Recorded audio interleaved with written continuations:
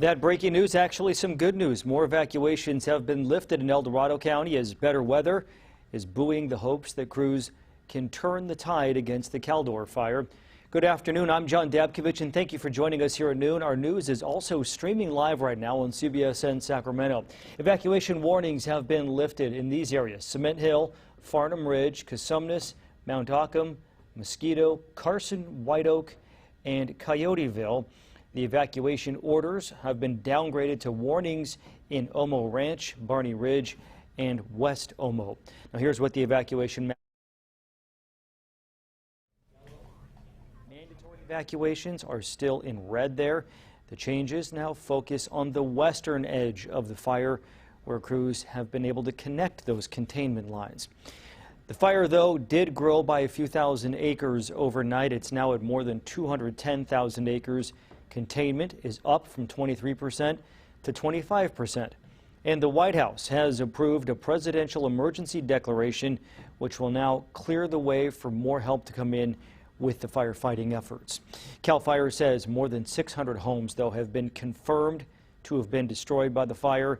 This map shows most of them are in the Grizzly Flats area. Those are the red dots you see, but we're also starting to see dozens of homes destroyed in the town of Phillips, in the area of Alpine Avenue and Aspen Creek. CAL FIRE says only about 60% of the structures have been surveyed at this point, so there is a chance these numbers could continue to go up. The fire, though, is still threatening homes near South Lake Tahoe. Ann Makovic now gives us a look at the major concerns on the fire lines today.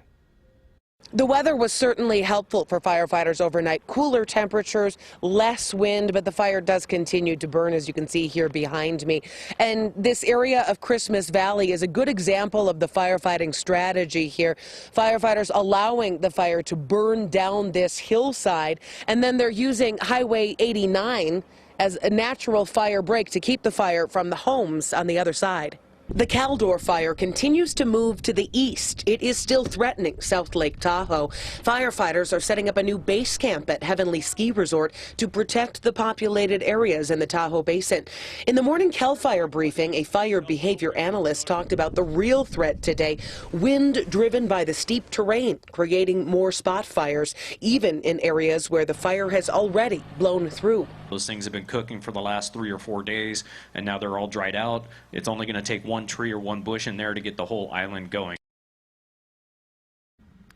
Firefighters are also trying to protect the Kirkwood Mountain Resort in Alpine County.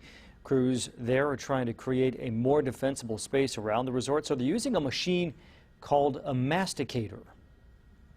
Its purpose is to take those trees back 10 to 20 feet further off the roadway in case the fire does reach the area that we're standing. Well, the idea there is to widen the fire break that's provided by the road by clearing even more trees from around it. And you can see there how the machine got its name, because it's literally chewing up those trees there on the side of the road.